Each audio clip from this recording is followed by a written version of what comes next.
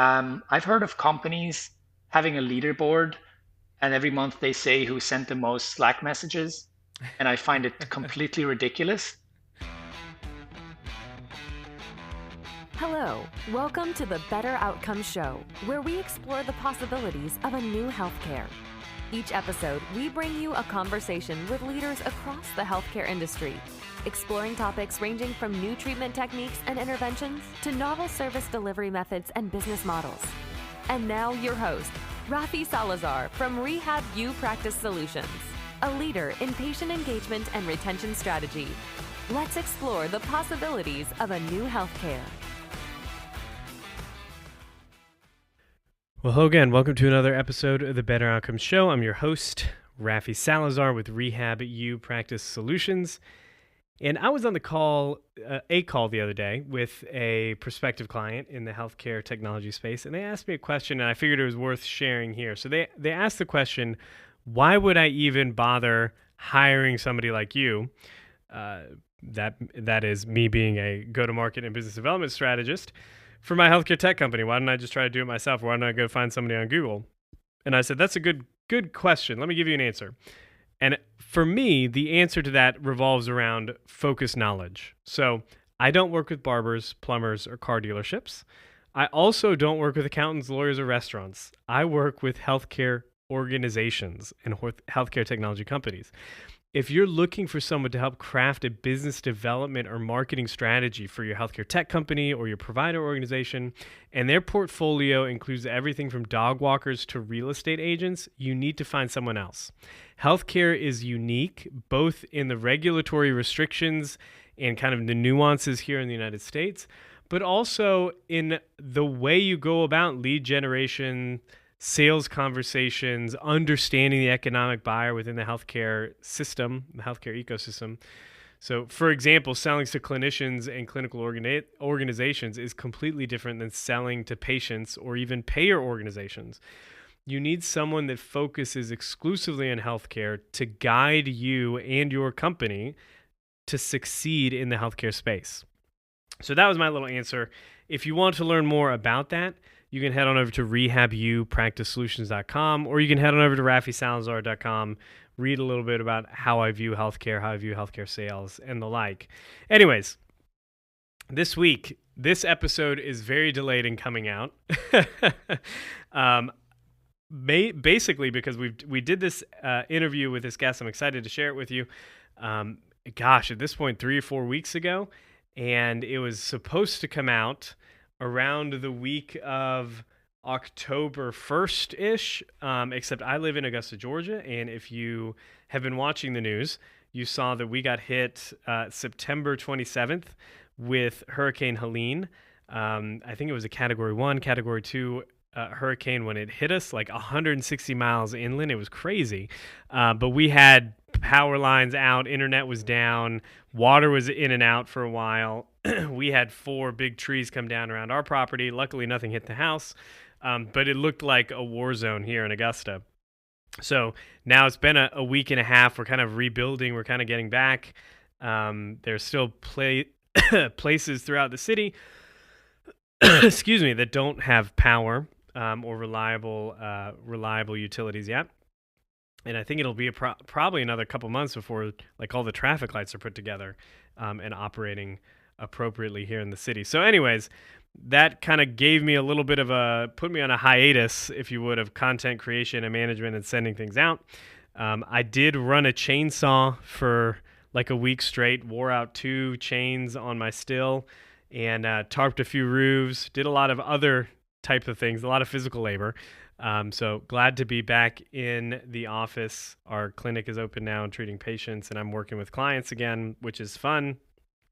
And so yeah, craziness. I think I'll probably do the next episode, might be a solo episode, me just kind of giving you lessons learned from managing the work, and specifically on like the go-to-market side throughout that disaster. But anyways, this week, I'm very excited to share with you an episode with an interview that I had with Jonas Duss.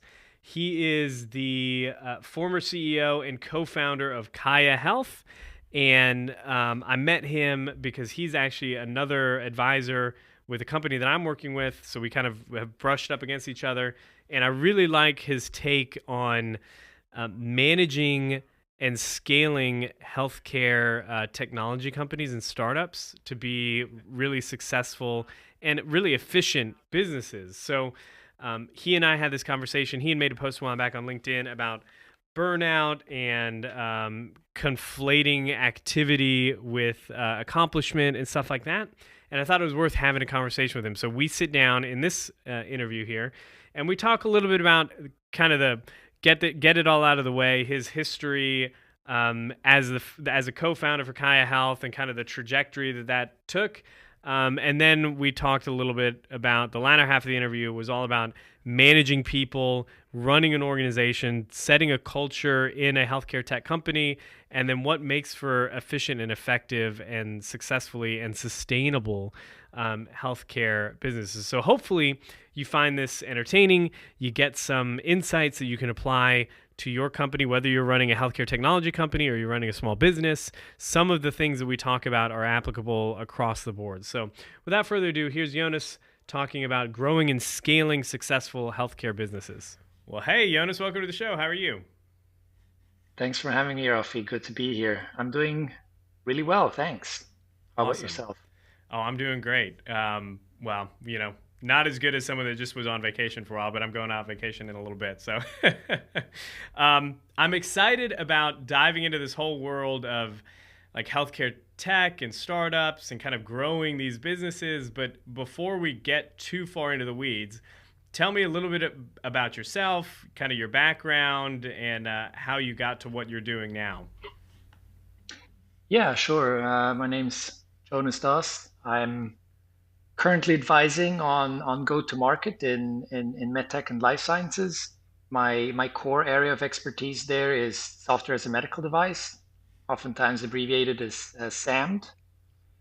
I help companies set up shop in the US and sometimes other markets. So I help them hire the right people at the right time, help them understand or find their customer and their economic buyer, or I help them secure investments or partnerships. Sometimes help them, plan an exit, an acquisition. Formerly, before that, I've been doing that for about 1.5 years. Before that, I was the US CEO of Kaya Health, a company that delivers holistic tech-enabled therapies for chronic conditions via tablet and smartphone. And Kaya's two therapeutic areas are chronic pain, which falls under the musculoskeletal Yeah. MSK cost bucket, and COPD, which is a lung condition and the third leading cause of death worldwide after heart conditions and cancer.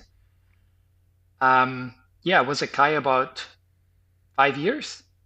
My background is in engineering originally, but I was, as mentioned, much more focused on business development, the commercial Yeah. side of things. But still, kind of my mind is still quite technical when problem solving. I sometimes tend to be a little bit in my head, Yeah. but try to actively work against that sometimes. Yeah, my background is in engineering. As mentioned, I'm married. We have two cats, Okay. Goose and Andy. Love traveling and adventure sports. Went to Japan and Vietnam last year. Did a motorcycle tour Nice. close to the Chinese border in the remote north of the country. And on the sports side, I really love mountain biking in my home country, Switzerland. Skiing whenever I can make the trip, either to Switzerland or Colorado. And maybe the last one, I do really love languages and other cultures. I spent some time in New Zealand during high school. That's where I learned English originally. Came back with a thick Kiwi accent, Yeah. which by now I've lost. It's kind of all over the place now. And also spent a year in Spain, where I really immersed myself in the Spanish culture and language, which still I almost feel like I'm Spanish at heart to this Yeah. day. I really enjoy going back and meeting my friends there and enjoying the food and the culture. That's awesome. So, I guess before we dive into even health tech, like, did you go into engineering as a career path in a field thinking you were going to work in the startup world, or how did that manifest? Because I'm always interested in hearing like the path that people took, and from engineer to like CEO of this big healthcare technology company is a pretty interesting ride. Yeah, um, yeah, it certainly wasn't a straight one. I I was always a very curious person growing up, and it was kind of hard for me to crystallize out which subject I wanted to, focus on in high school and then later major in. And yeah, at the time, it seems so stupid now, but at the time, kind of math and physics wasn't my strongest suit, and I wanted to challenge myself, and I was very interested though in technology.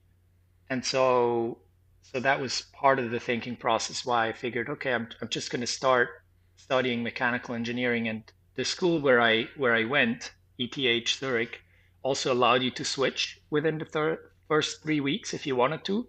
But I just got so immersed in it that never thought about anything anymore, and just went straight ahead, and I got the degree. And only later, I think in my master's, my goal was to in my master's, I did process engineering, and my goal became to, um, potentially build and plan and design the plants in pharmaceutical industry, the actual drug Yeah, um, drug cooking plants, and and once I started working with the software that you would use to do that, I realized. I do not want to do that for the rest of my yeah, life. I do not see myself doing that. And that's kind of at the same time I always did, dream about being an inventor, maybe starting a company one day. And then yeah, kind of one thing came together with another, and together with my friend David, this idea around COPD came about that we're going to talk about more. yeah. So I guess then give us you kind of give us the kind of what Kaya Health does, but give us the 30,000 overview of kind of the story of Kaya Health and how that evolved as you kind of stepped into that leadership role, and then we'll kind of dive into the weeds a little bit about actually running a healthcare tech startup and burnout and all of that. Yeah, sure. And I want to say, as I said, I'm not a Kaya anymore, and so I'm not representing Kaya Oh here. I'm yeah, yeah, just, talking about my trajectory and my views. Um, yeah, so I guess towards the end of my degree, my friend David Boutelier came to the rescue, so to say. He had studied business. We met when we did an internship in the Swiss consulate in Boston. It's called Swiss Next. It's a consulate that is very focused on connecting Swiss startups with the Northern American environment, and the other way around, and yeah, the same for universities. And so that's where we had met, and we realized, me coming from a technical school and him coming from a business school, we would, and us just being friends, we would potentially be a good um, co-founder pair. And and so he was working on this idea at university. It was like a group project where a pharmaceutical company was looking for a solution that would get COPD patients to exercise more, because COPD is a condition that is not curable, but you can train your cardiopulmonary system, and you yeah, can, do certain education. I don't have to explain it to you as an occupational therapist. Um, you can do certain things to improve health-related quality of life, and physical capacity, physical activity, more social interactions. And at that point, there was an existing intervention called pulmonary rehabilitation, and basically, accelerated version of what happened was we started talking with pulmonologists in the field and realized this therapy has a very broad body of evidence, but it it has an access problem. Only the sickest patients get access to these clinics. They go there, when basically they're on their last, Yeah, there are no they're other almost on their options last leg, basically. right? Yeah. There are not many other options, and actually COPD could be diagnosed much earlier, and and those people would benefit from that therapy as well. But it's too expensive oftentimes to make it available that broadly because it is again the third leading cause of death. Lots of people get COPD at some point in their life.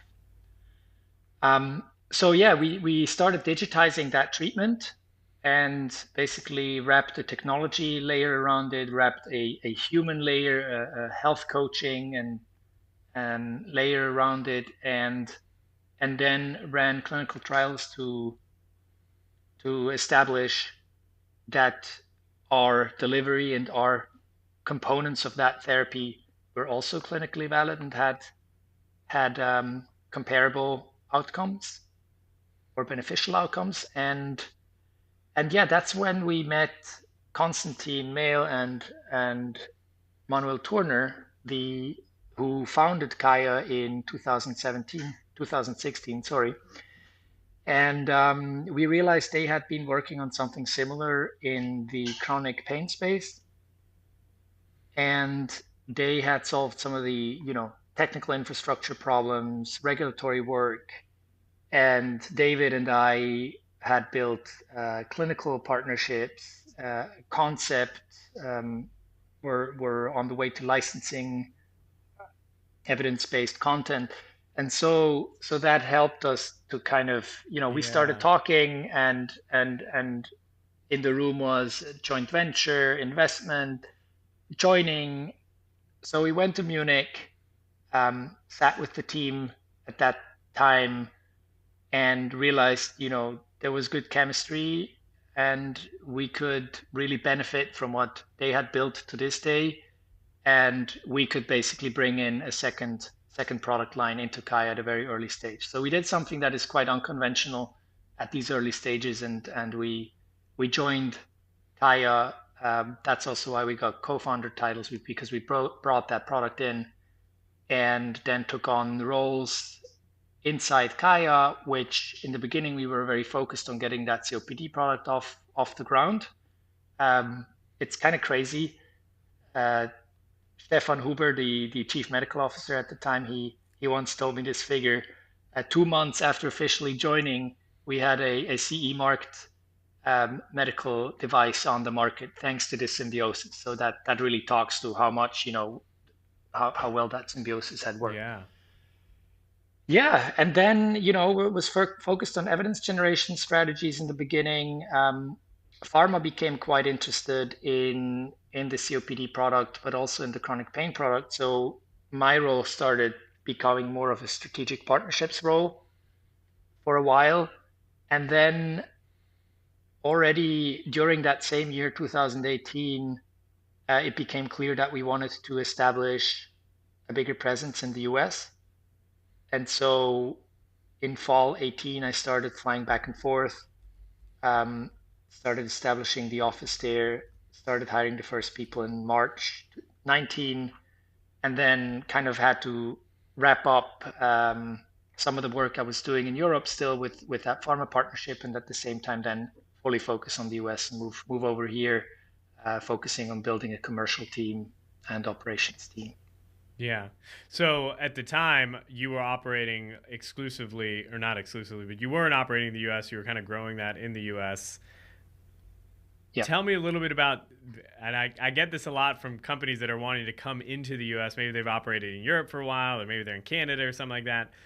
There are some big differences between health tech companies outside the U.S. and inside the U.S. and kind of merging those, like the business models and who pays for it and how does healthcare in general work? Like, is a big thing to kind of work through, right? As you're bringing that company over or scaling up operations here, right?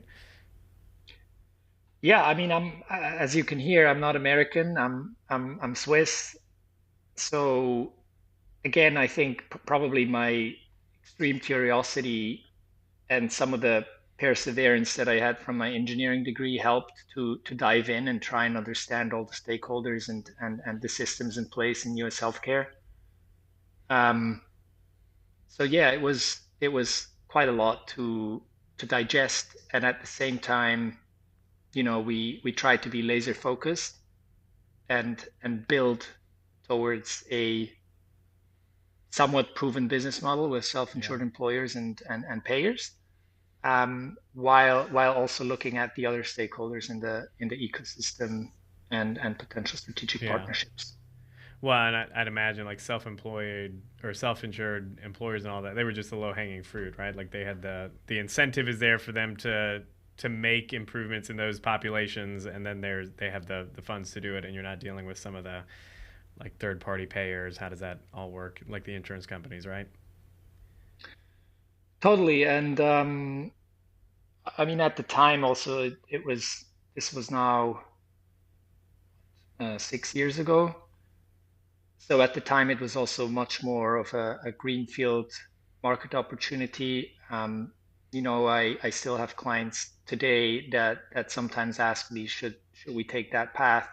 And I usually advise against it Yeah. because you can only really make a business out of it if you address the top 3 to 5 cost categories of these employers. And yes, they may vary slightly depending on industry and from employer to employer. But these top three cost categories, they're very crowded now, and Yeah. there's big incumbents now. At the time, musculoskeletal was one of them, and there are recently I've seen companies that take a slightly different approach. So one company that I've recently um, interacted with was more on they basically said autoimmune conditions that are oftentimes, have expensive prescriptions like biologics, Humira, and the Yeah. kind, which are a huge cost factor for employers. But a You could much actually smaller categorize population. them Yeah. together as well, and you also end up in a top 3 or 5 cost category, and that's maybe a field that is still a little bit more open than some of the other traditional cost categories, the way the employer gets it on the financial statement from their health plan. Yeah. Yeah. It's that whole adage. Someone once told me a while back, like there's a fine line when you're looking at where like segments of an industry to go into. Like settlers make a good living, but pioneers get arrows in their back. But there's that fine line where if there's too many settlers in an area, then it's hard to eke out a living, right? Because you have incumbents that are there that are they just have the market. It's hard to compete with them when they're established. Um, I do want to pivot a little bit. You referenced on LinkedIn a while back because we haven't talked in a while. About a time you got close to burnout when you were running a health tech startup. I'm assuming this whole segment of your career with Kaya and scaling up here. What do you think were some of the factors that led to the feelings of burnout? And then maybe we'll kind of dive into how you worked through it and some of the insights you gained as a result. Yeah, yeah, it was kind of a, I don't want to say a random LinkedIn post, but I just something inspired me to write about it, and because I think burnout isn't black or white, and it's also an extremely overused term, Yeah. and a lot of people have a wrong idea about it, and also I think a lot of people are afraid to talk about it because they think they might be perceived as a weakling, or um, it might mean that this will happen again, and I think actually it's quite the opposite is true. I think it shows personal strength to be able to talk about this topic, and and and and also I think it actually, when you went through it once, um, it might actually make you stronger. It depends, right? If you had the kind of burnout where you can hardly get up, or where you literally cannot get up in the morning anymore, yeah, you might as well have kind of lifelong limitations based on Yeah. that. Thankfully for me, it was more. It was July 2020, midst of the pandemic. I lived in New York. New York was the epicenter of the Yeah. pandemic, if you remember, after Italy. Um, and we were a young company, small team. Most of the people came into the office every day, so we had to kind of move the people from the in-office setting to the remote setting. Unfortunately, had to let some people go at the same time. Um, and so there were just a lot of things coming together. You know, you live in this small apartment in New York. You cannot can hardly go outside sometimes. The restrictions were really very extreme, and and then yeah, there was just so much to do. There's startup environment in general, long hours, always fires to extinguish, problems to solve, they never end, and then this Yeah. whole COVID situation on top. And yeah, I think I randomly came across a questionnaire on the internet on what the symptoms of burnout actually are. And I realized they were not at all just what I thought they were. You know, the fatigue aspect, the drained aspect, the not being able to get out of bed. Yes, that's one aspect. But I was less aware of the kind of the emotional components. And so I just for yeah, just for fun, so to say, I filled out the quick questionnaire and I realized, oh shit, I'm actually like I have early signs of what is called burnout. And I wouldn't have realized. And that was the crazy thing. I don't think I realized it at all. And then thinking about it and reflecting on it later, I realized, oh yeah, it's true. You know, I would come home after work and my it was just literally 2 blocks walking during COVID, not even, um, from the office to my place. And I would pretty quickly open the laptop again, work again till 10, 11, 12 p.m. Then obviously my relationship would, suffer from that. Um, then all of that would again impact your sleep. And then when you have less sleep, that impacts your energy Everything. level. You Yeah. get less done. When you get less done, things pile up. You force yourself even more. And so it's that cycle that starts very slowly, and you don't realize at all. And because of this aspect of you losing that top view, that 10,000-foot view about yourself, and not having that clarity and energy anymore. I think that's why it's so tricky. And I think that's why some people end up just waking up one morning and not being able to move anymore because they just don't realize for so long. So yeah, what I did was take a vacation as soon as possible, 2 weeks, not just one. And um, yeah, I went to Puerto Rico with my girlfriend at the time and really tried to unplug. I did have to do one meeting for a new partnership with a big payer that I needed to do, and at the same and so that was the only meeting that I was going to do. And then second day I was on the vacation, I got this text from a partner of a different deal that I had to wrap up, saying, "Hey, we gotta close this out in the next 2 weeks." So we had been negotiating that agreement for 10, 11 months, and Oh wow. he was saying, "We gotta close this out. We're running against the hard deadline." Thankfully, the lawyer was in Europe, um, and so I just had to end up, working on that agreement again every morning or every other morning during the vacation. Um, which was fine. It just yeah defeated the purpose a little bit. And yeah, anyways, long way of saying yeah, I think people need to be more aware, acutely aware of their energy levels, and I think also what I learned afterwards was thankfully I caught it in time, but it takes a long time to really get back to the energy level that where you were at before. And I'm really happy that I am back.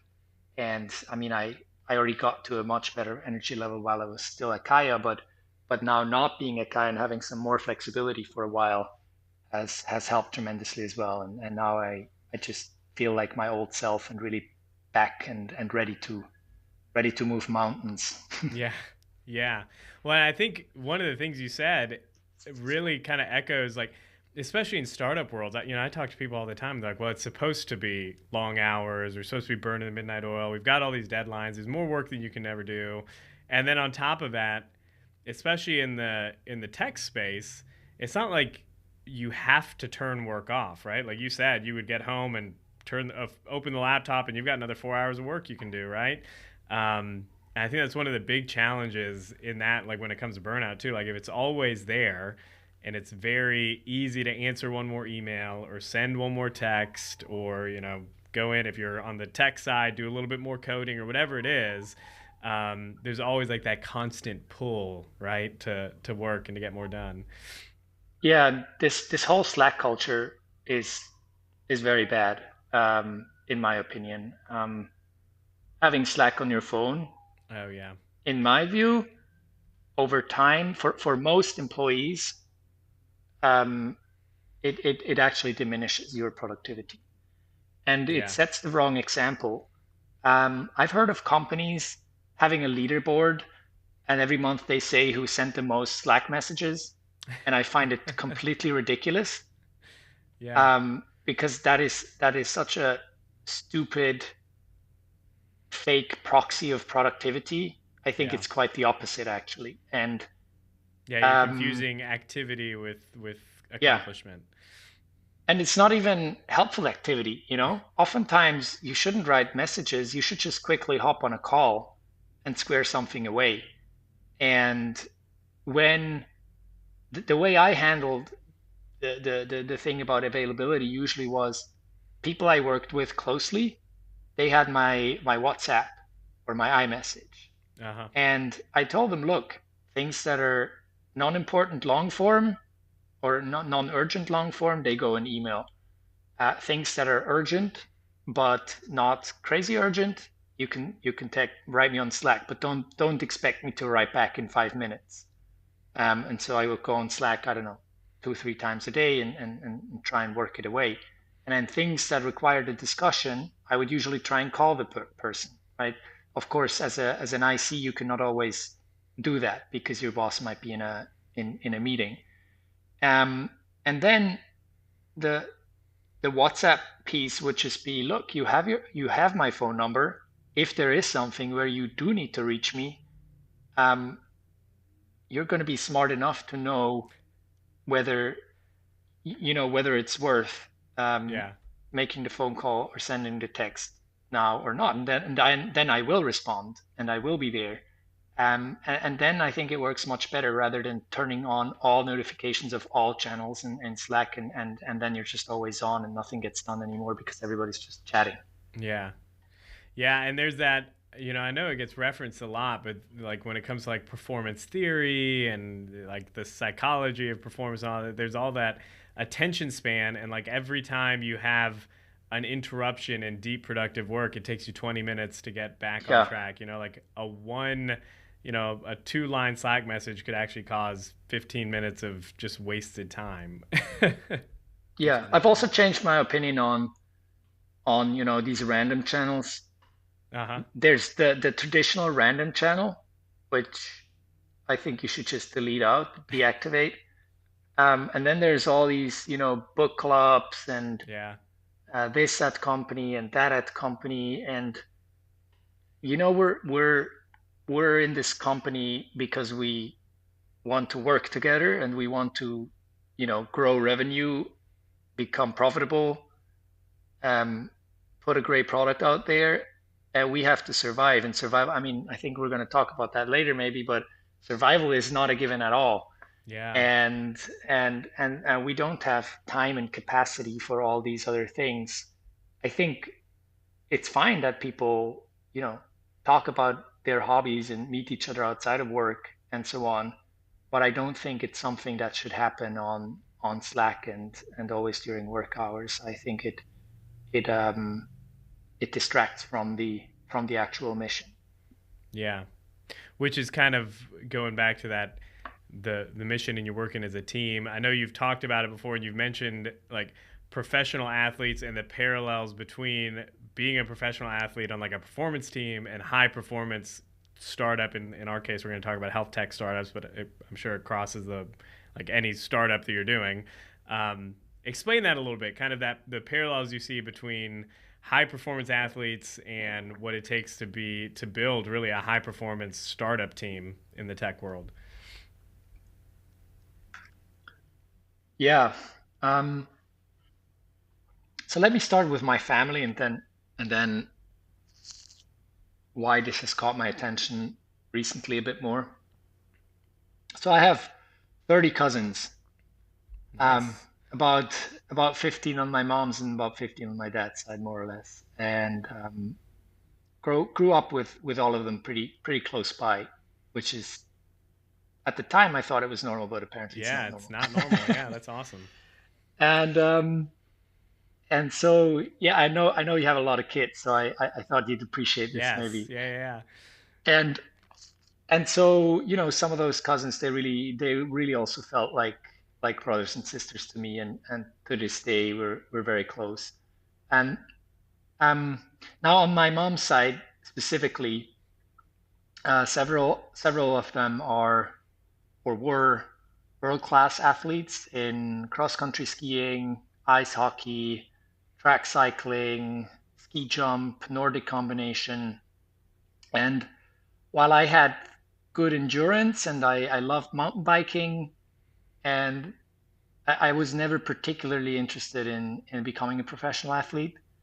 Maybe, maybe mainly because I had an extreme like intellectual curiosity and thirst for knowledge, so that I used up all my time reading and clicking through the depths of Wikipedia links rather than wanting to train and compete on the bike.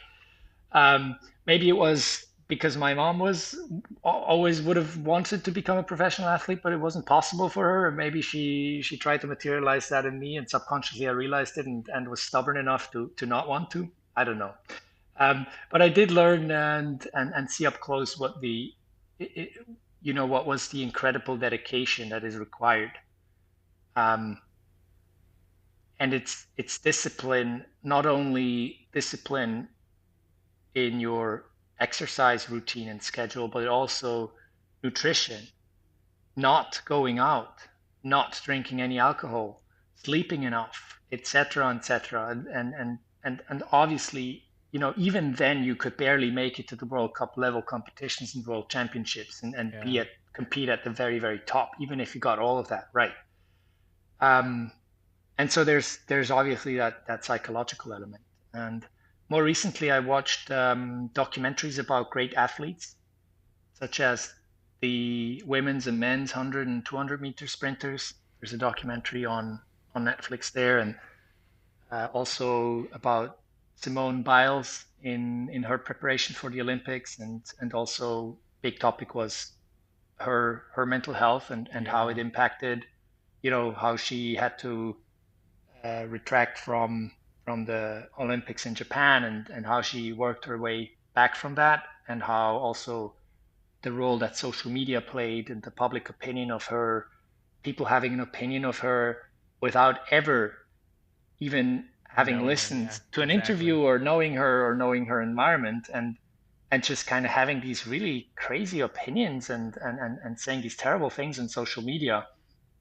Um, and so I was deeply impressed by the mindset that these athletes are in, really pushing reality almost to a degree where you would deem it unhealthy in other situations. This is particularly true for the 100-meter runners. Uh huh. They really believe, it's 10 seconds, right? Or not even that matter.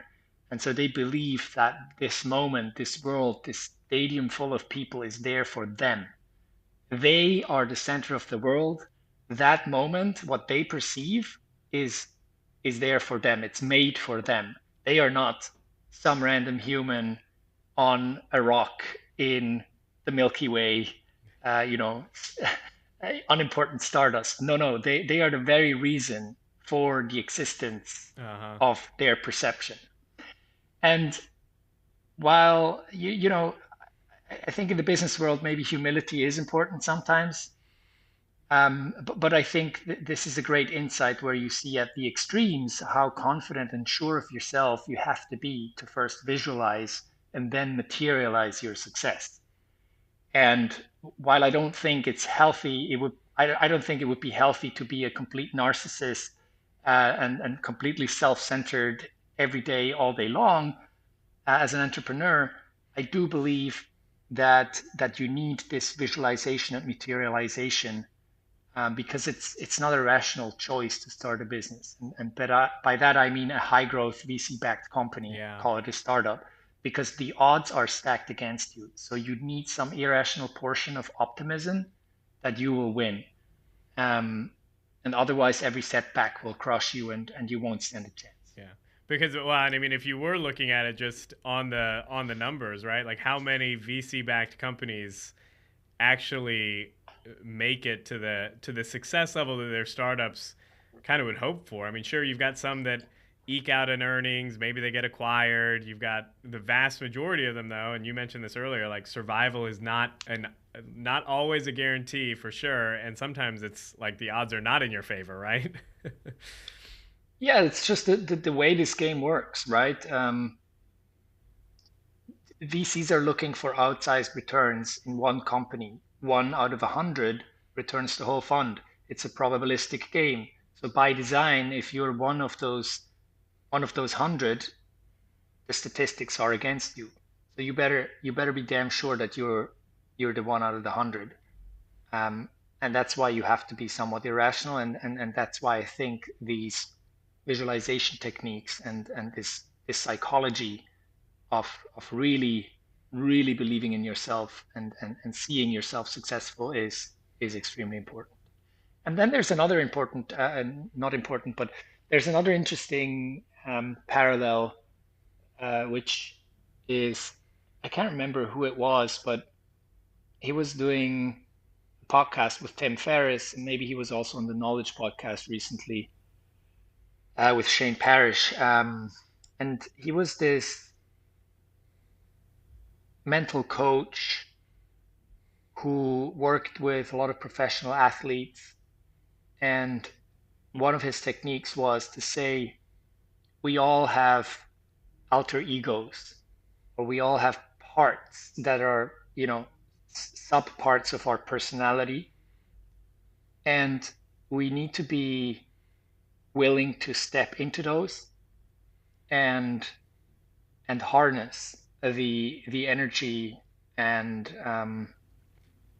the pros that they come with in the right moment. They also have cons, so you want to avoid the wrong one as well in the wrong moment. And the example that he had was there was this tennis player. She was fantastic, World Cup level, and sometimes she would just lose important points. And she was this extremely charismatic, friendly, great player. Um, and they were able to point it down, and a very fair sportswoman as well. And yeah, they realized that sometimes subconsciously she was giving points away. Um, and you cannot do that in tennis. Roger Federer recently said, right? He he only won, I think he won 80% of all matches he played, but he only won like 52% of the points or something like that. So you really got to make those points that matter. Yeah. Um, and so they started building up this alter ego of hers. They gave her a different name, and she was not nice, and she was not, she was all about the game Yeah. and fierce, and she wouldn't gift any points. Quite the opposite, she would take points. And they just worked on building out that personality and that part, and her being able to seamlessly step into and out of that part, and it really transformed her career. And so I think the same goes for entrepreneurship, and I think any aspect in life. All too often people talk about you put a mask on at work, or this or that, and kind of negatively connotated. And I don't think of it that way. I think there's something positive if you can do that, and you can sort of also protect yourself by then going back when you're with your family and your friends, that you can step into that zone where you're the family person and the friend, and you don't need to come and rationally problem solve stuff in your relationship, but you can be more empathetic and maybe a more active listener, um, things like that. Yeah. And before, and one last point, Yeah. it's actually also a therapy approach. So it's called interfamily systems. Yes. Yeah. Yeah. You heard of it? I have. Yeah. So, or some therapists call it parts work, where you kind of try and have a conversation with these subparts. You try and identify them, especially when you work through problems, maybe with your therapist. You can also do it on your own. You can journal with those parts and kind of just see what comes up, and the goal is integrating them more into an overarching self, right? And I find that really interesting because it doesn't mean that you're separating the parts out. It just makes you aware of them. And by being aware of them, you can access them more easily, but they also don't just suddenly come up and disrupt your whole life in the wrong situation. Yeah. No, I think that's interesting. Preparing for this conversation, I didn't think we were going to take this bend, but it's interesting and it's awesome. Tell me more about where you know parts work from. So I did a lot of consulting, independent healthcare consulting for a Department of Behavioral Health and Developmental Disabilities back in the day, and our team was like a hodgepodge. Got brought in to do some project management, policy analytics, and like clinical operations work, but we had psychologists and family counselors, and the whole gamut was part of our core team. So I have not studied it in any depth, but it came up in a few conversations, specifically maybe around a specific case or a specific issue or something like that. One of the psychologists there he was a forensic psychologist, but then he also did some family work. So yeah, it's interesting. Got it. Really interesting. Yeah. Yeah. So we've kind of talked about mindset a good bit, but um, besides what we've covered, kind of integrating all of the different parts, and maybe even this idea of performance and turning it off and bringing it, integrating it into your life so that it's not taking over your life, but you can seamlessly step in and step out, and then this awesome confidence that everything's going to go right, even if it might not. Um, are there any other specific like challenges or barriers that health tech entrepreneurs might face in their path to hopefully growing and scaling and maybe exiting or just turning their business into awesomeness? Yeah, so many. Healthcare is hard, right? Yeah. And it's broken. And there's a lot of opportunity, but also the barriers of entry are really high. Yeah. The incumbents find ways of kind of, you know, Epic and Cerner is a good example, right? Where the government kind of, Yeah, I was about to say that regulatory impact and all of that is a challenge for sure. yeah. So the barriers of entry are high. The sales cycles are long. Most companies will run out of money before they can scale to a decent degree, or they never even get there and fail already at the stage of proving their clinical Yeah. value. So you have to be ready to run this marathon. So more so than in other industries. It does go back a little bit to what we talked about, energy and confidence.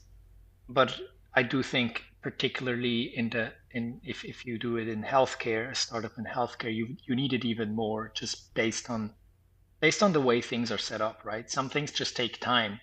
A clinical trial just takes time. Yeah. They cannot be solved with money. There are certain sales cycles during certain times. Health plans or employers are shopping, and then Miss that um, window. if you miss that window, then you're going to wait for a year. And so, yeah, some things cannot be solved with money, and the failure of Babylon, for example, and other once deemed unicorns are great examples of that, of how spectacularly you can fail, even if you raise hundreds of millions. Yeah. Yeah, I think that's one of the. I was talking to somebody the other day, and he is a VC. He runs a VC firm, and he was like, just because you have money does not necessarily mean you're going to be successful. In fact, sometimes it just accelerates your demise, right? You get all this capital in, and sometimes that money just covers up issues or deficiencies in the business, which is one issue. But then the other thing is, like, especially in healthcare, as you mentioned, there's time frames and windows for when buyers are actually making deals, and if you miss it, then you're waiting, and you're going through your all of your runway while that's happening, and it's a challenge for sure. Yeah, Yeah. and something I see in my clients oftentimes is they have a solution looking for a problem, or Yeah. maybe they solve a problem too for the consumer, for the individual, but they don't have an economic buyer. And and yeah, that's the other thing, right? In healthcare, more so than in other industries, um, distribution is paramount. Your commercial model is paramount, Uh-huh. and the regulatory environment, how you're restricted by the legal aspects in different geographies.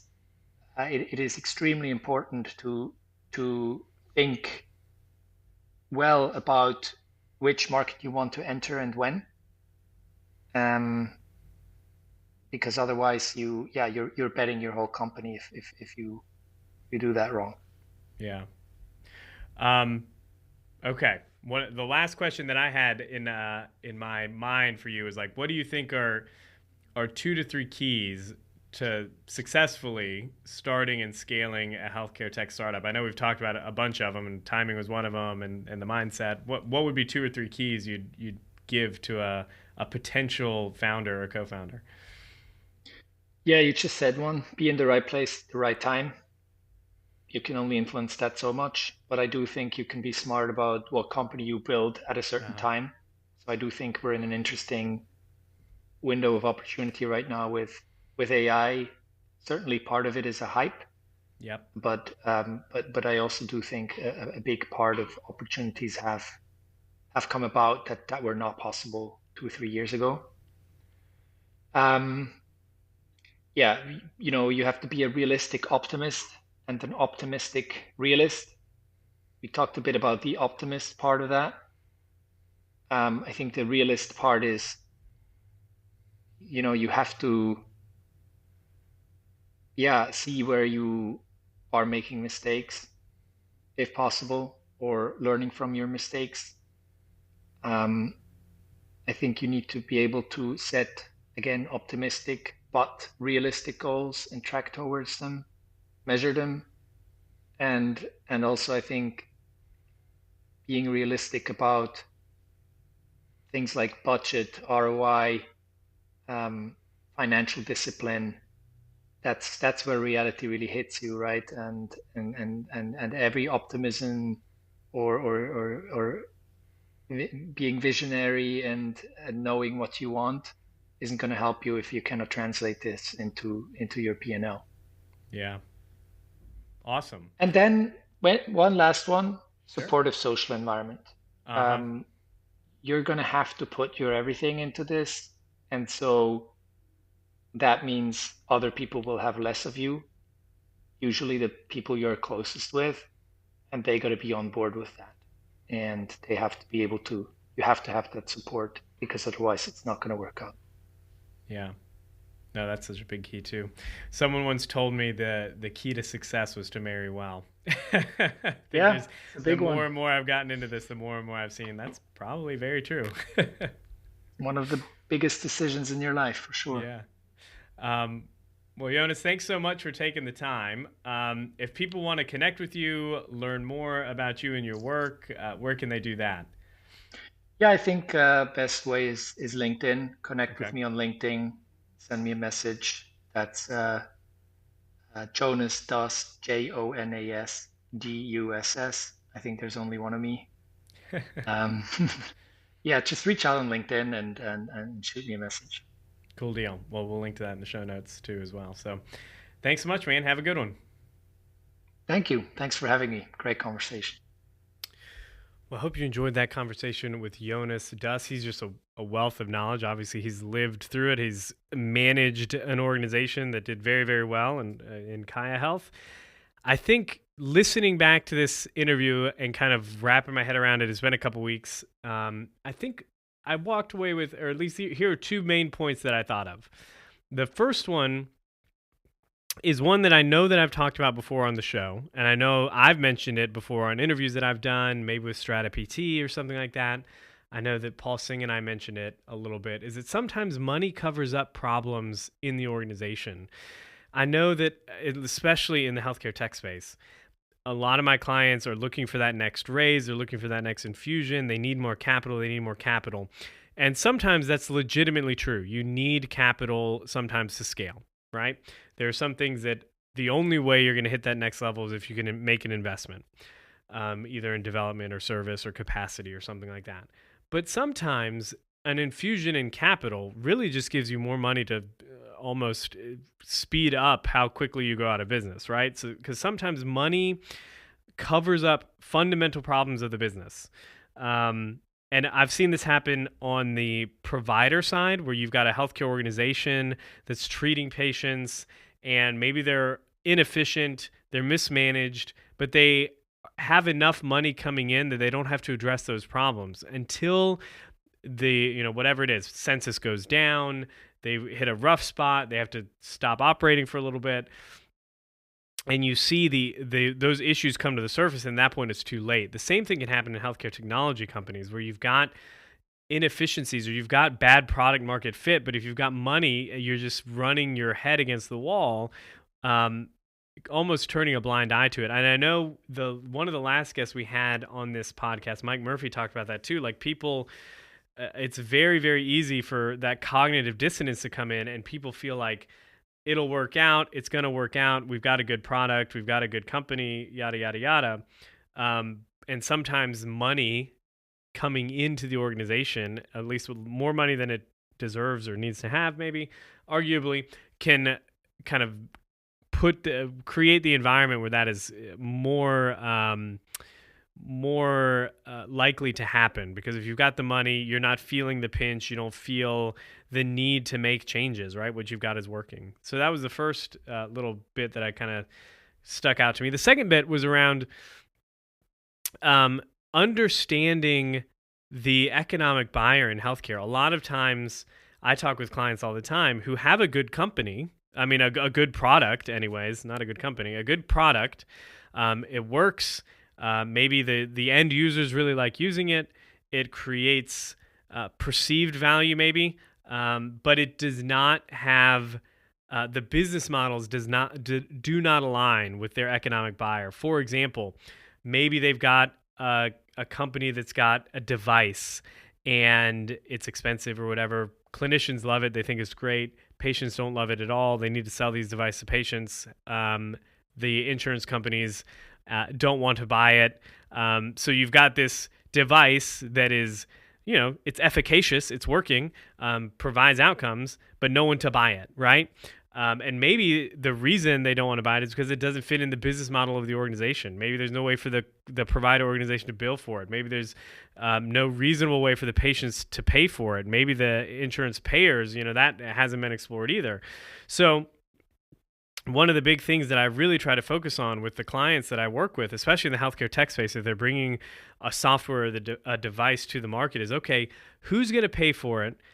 Why would they pay for it? And how does that economic story unfold for the buyer? Like, how does this fit into their business model in a way that it is not an expense but an investment? It's not a cost that they're looking at, a drag on their business, but something that's bringing them more money. And there's many, many different ways to skin that cat. It could be a cost savings. It could be increased efficiency play. It could be a straight increase of revenue. It unlocks new revenue opportunities. But until you figure that piece out, it doesn't matter how quote unquote good the product is. If you don't have somebody that's going to buy it, it's not a good business. And if you don't have a way to align that product or service with the business model of your desired prospect or your target market, then you're never going to get a buyer. So that's probably one of the bigger challenges I've seen is that technology has made it so that we can create all these cool tools, all these cool devices. It's finding who pays, right? Finding out who's going to be the one writing the check, and then targeting all of your messaging, your sales conversations, all of that around that individual or that buyer, that healthcare buyer. So anyways, there's that. I hope that was an interesting and informative listen for you. I will link to Jonas and he's independently advising healthcare companies. And I'll link to his stuff in the show notes. You can find that at rehabupracticesolutions.com. Just click on the podcast, look for episode 139, and you'll find him there. I think that's it. Yeah, if you like the show, head on over to iTunes, leave us a rating or review, or just share the show with somebody you think that you think would enjoy it and find it interesting and insightful. And I'm always going to make the plug. If you want to read the book, Better Outcomes, A Guide to Humanizing Healthcare, you can listen to it on Audible, or you can go to book.betteroutcomes.show and buy yourself a paper copy or a Kindle version. It outlines the 8 commitments and changes that healthcare organizations can make that will turn and return the focus of healthcare to people, both the people delivering healthcare services and the people receiving healthcare services. If you want to learn more about booking me to speak at your organization or your event, head on over to speaking.rafisalazar.com. I think that's everything. Until the next time, folks, be safe, be healthy. I will talk to you then. Thanks for listening to the Better Outcomes Show, where we explore the possibilities of a new healthcare. Our hope is that you walk away from each episode informed, equipped, and empowered to push the boundaries in your own practice or business. We want to give you the tools to help you build strong, long-lasting relationships with your patients and clients, helping meet their goals, improve their health, and achieve better outcomes. Learn more at www.rehabupracticesolutions.com. We'll catch you on the next episode. Thanks for listening to another episode of the Better Outcomes Show with Rafi Salazar. This episode was brought to you by Strata PT.